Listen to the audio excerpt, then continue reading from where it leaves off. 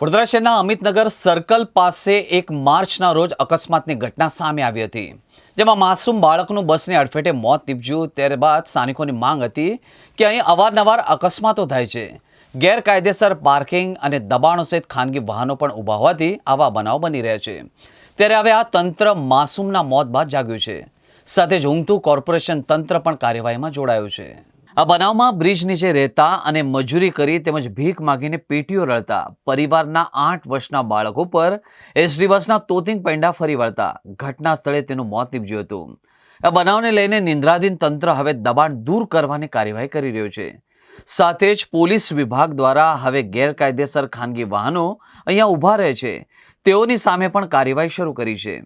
ત્યારે કોઈના જીવ ગયા પછી કાર્યવાહી કરતું તંત્ર કાયમી આ રીતે કામ કરશે તો તે કેમ, તે સૌથી એક મોટો સવાલ ઊભો થયો છે।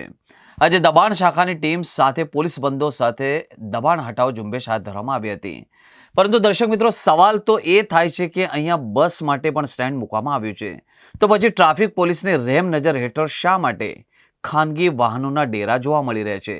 શા માટે ટ્રાફિક પોલીસ આવા ખાનગી વાહનો સામે કાર્યવાહી નથી કરતું? શું આરટીઓના અધિકારીઓ ઊંઘી રહ્યા છે?